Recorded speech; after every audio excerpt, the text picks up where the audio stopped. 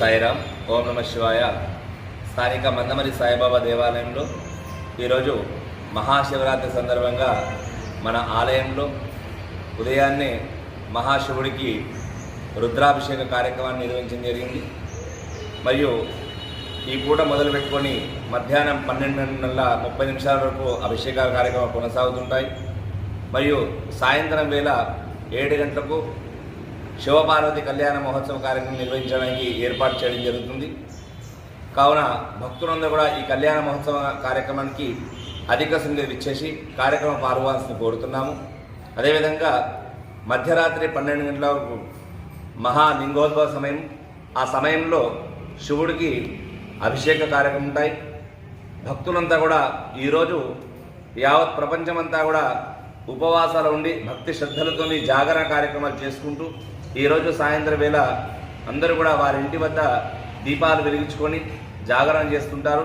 వీలైన వాళ్ళంతా కూడా ఆలయంలో భజన కార్యక్రమాలు చేసుకుంటుంటారు.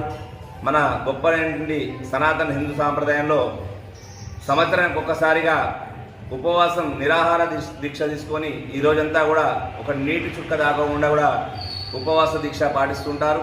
అటువంటి మహాశివుడికి ఈరోజు భక్తులందరూ భక్తి శ్రద్ధలతోని ఈ యొక్క దీక్ష తీసుకు మంచి ఫలితం కలగాలని భక్తులందరికీ కలగాలని భగవంతుని కోరుకుంటూ, అదేవిధంగా సాయంత్రం వేళ భక్తులందరూ కూడా అధికంగా విచ్చేసి ఈ కార్యక్రమాన్ని విజయవంతం చేస్తూ కోరుతున్నాము.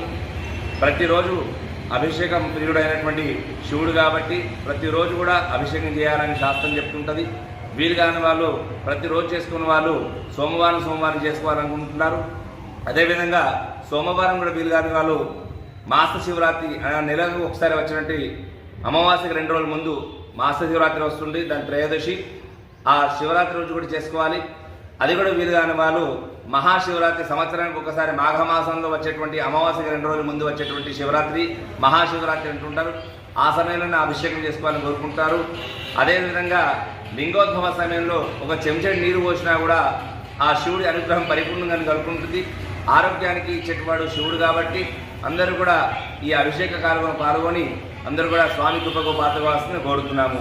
యావత్ మందమరి పట్టణంలో అన్ని ఆలయాలు కూడా చాలా సందడిగా మారుతూ అన్ని ఆలయాలు కూడా చాలా విశేషమైన అభిషేక పాత్రలు అవుతున్నారు భక్తులందరూ కూడా. మరియు సాయంత్రం వేళ అందరూ కూడా వారి ఇంటి వద్ద నుంచి తలంబరాల బియ్యం జీలకర్ర బెల్లం తీసుకుని వచ్చి కళ్యాణ పాల్గొవాల్సిందని కోరుతున్నాము. ఓం నమ శివాయ.